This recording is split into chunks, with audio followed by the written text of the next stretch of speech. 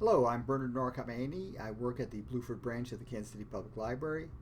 April is National Poetry Month. We are in an Olympic year, and so I am reading poems by Pindar, who wrote epinician odes, victory odes, generally for winners of athletic competitions at the Olympic Games and other ancient games. We've been looking at the Pythian Games. These are the ones that took place at Delphi. One of the things that was special about the Pythian Games among the four big athletic competitions was that they also had prizes for dance and song and musical instrument playing, because Delphi is sacred to Apollo. These games were sacred to Apollo, and he's not only the god of athletics, but he's also the god of music and poetry.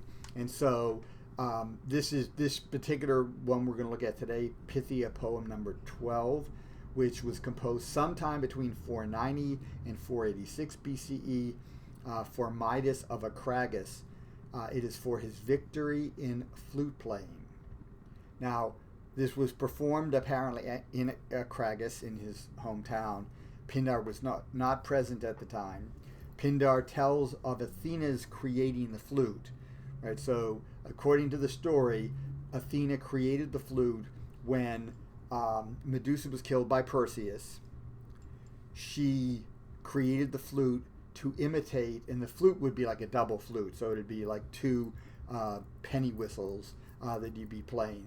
That it was designed supposedly to imitate the sound of Medusa's dying, which makes it sound sort of horrific and not particularly festive. But that's the story, and so that's what Pindar is going to allude to, obviously, as the mythological connection to what Midas has done. He's won the event in flute playing.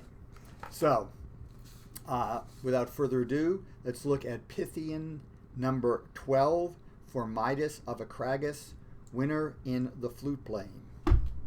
I pray you, lover of splendor, fairest of mortal cities, Persephone's home, queen, dwelling on your well-built height, where below on the banks of Acragas the sheep are grazing, take this Pythian wreath, achieved by glorious Midas, and take himself, victor of Hellas, in that art which Pallas Athena invented, when she wove to a tune the ruthless Gorgon's deathly dirge, which Perseus heard, pouring from those virgins' lips and the unapproachable serpents' heads in that woeful struggle when he destroyed the third part of the sisters, and brought to Seriphus in the sea for her people's doom and her own. Aye, and he darkened the unearthly brood of Phorcus, and made Polydectes rue the gifts he asked for, in Danae's long slavery and forced love. For he had, as his spoil, broad-cheeked Medusa's head, the son of Danae, who, I say, was conceived of the living gold. And when she delivered from those labors the man she loved, the maiden created the flute's wide-ranging music, to copy in it that strong and loud lamentation which reached her from Euryala's eager jaws. The goddess invented it, and gave her invention to mortal men, naming it the many-headed tune, the glorious summons to the multitudinous games, blown through thin bronze and blown through the reeds which grow near the fair-spaced city of the Graces, in the garden of the nymph of Caphissus. Wherever dancing is, they are sure to be.